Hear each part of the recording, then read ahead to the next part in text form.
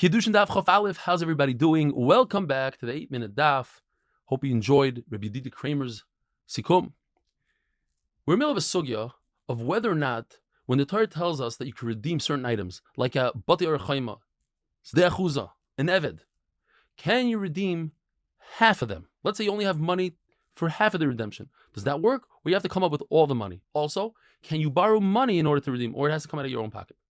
So Gemara tells us that you are permitted to do a half a geula, goyel chatzayin, to redeem part of the whatever it is. When it comes to zdei achuza, zdei achuza is an ancestral field. In other words, you received this field, the Yerusha, from your father, and he received it from his father, all the way back to the Chalukah Haaretz from Yeshua ben Nun.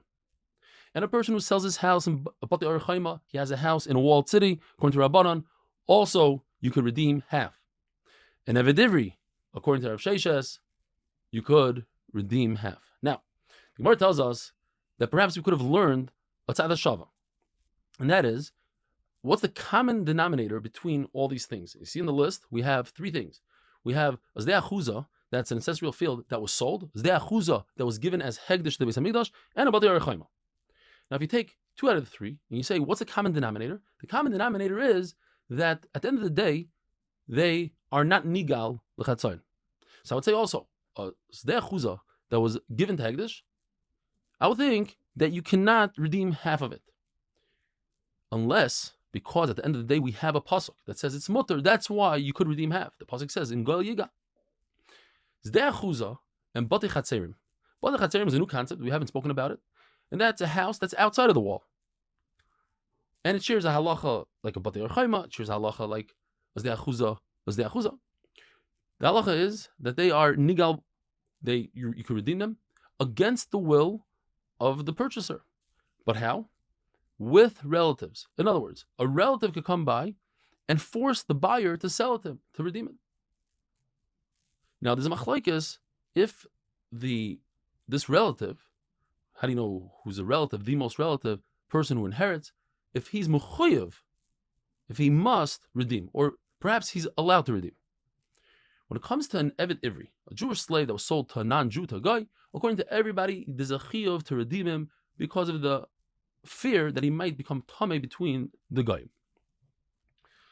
The machlokes, if also by a house in the Ir Chayma, and an Eved Ivri that was sold to a Jew, if he's nigal b'kroivim. Excuse me. In other words, machlokes, can the kroivim redeem him forcefully? Anything that's nigal b'kroivim, as we discussed, means the closest relative, he's the one that must redeem. If there's a chiyuv, he's the one. Now, on to brand new sugya. The Torah tells us that if an Eved wants to stay longer than 6 years, he goes through a procedure of ritzia. We puncture his ear with an owl, and he stays on forever until Yovel. The Gemara tells us how we know this. We see that there's actually a kinyan that creates a kinyan through the ritzia. The word of Avadai teaches us you can only work for the original master, but not the master's son or daughter. La'ilam means up until Yovel. Now, in the same pasuk, there's a generalization, specification, generalization, which we call a klal pratu klal. There's a mando amma that says these same words can also be viewed as ribui, miut, ribui. What's the difference? How we learn it? By the way, these are from the Shleish Yisrei Midrash HaTorah and Dreshes Bem. What is the difference? Rashi explains a huge difference. If you have a generalization, a klal, the Torah tells us you could do ritzia with all the tools in the world, and then it specifies an all. So, just like an all is metal, it teaches us that the whole generalization is limited to metal. So now you no longer have all the kalim in the world. It's very limited. But if you learn a riboy and a miyut, then it goes from all the kalim, and now I'm only mimayit one kli, one way of doing ritzia. So I'm going to be left with all the kalim. So therefore, if you learn klal or pradu klal, it will tell us that all the tools for ritzia must be made out of metal. But if you learn a riboy, miyut, and riboy, then it could be with any kli, even glass, plastic, wood, could be a thorn, it could be anything. Besides one thing, what would that one thing be? A liquid chemical that creates a hole in the air. And Rashi explains, because that's the furthest thing away from ritzia, it's not done with human power. Whereas a tool, the power of the human creates the hole, the chemical over here does the hole. There's those who hold that just the martzeh gadol is included, because it says hamartzeh, the giant all. Like review the darshans, hayarech. Hayarech is referring to the thigh of Yaakov Avinu when the Isra of Gida Nash is only on the thigh, the right thigh, and not the left. According to Chachamim, who hold that you don't do Ritzia in the soft part of the ear, in the lobe of the ear, but you do it on the top part. That's why you cannot do Ritzia to Kayim, because it's going to create a mum. And he has to work in the Beis HaMikdash, and it says in the Pasuk, V'shava Mishpachtoi. He has to return to the same status which he was beforehand, which means that he was able to work in the Beis HaMikdash, and now he has to continue to be able to work in the Beis HaMikdash.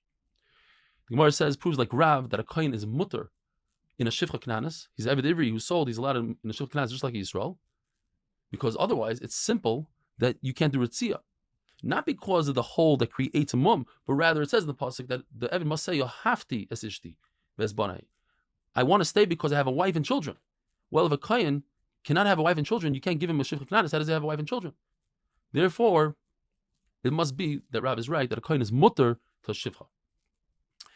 Similar sugya, when it comes to Eishes Yivas, when Klal Yisrael go to war, and there's the soldier that sees a non-Jewish woman, and he has a taiva, so there's a whole process. He brings her home, he grows her nails, shaves her head, she has to become a Giyaris. Is that mutter for a Kayin or only for Yisrael? Perhaps a Kayin has more mitzvahs than Yisrael, and it's aser. So Rav says it's mutter, Shmuel says it's aser. So there's a machlokes. There's a shita that holds that the whole machlokes between Rav and Shmuel is only in the second biyah. In other words, the first biyah is 100% mutter, the Torah is matter. But the second biyah, perhaps, since she's a Giyaris and a Kayin is aser to Giyaris, it's aser. And some say no, that the second biyah, according to everybody, for sure is aser. The whole machlokes is whether there was a heter in the first biyah. According to Shmuel, it's aser because you need to be able to bring her home and that she should be your wife. In order for her to be a Yifas in the parsha, it has to be there's a way to make her a wife. But if you're a Kayin and you cannot make her your wife, then you're not in the parsha at all. So maybe let's aser. Rabbi Isai, have a wonderful day.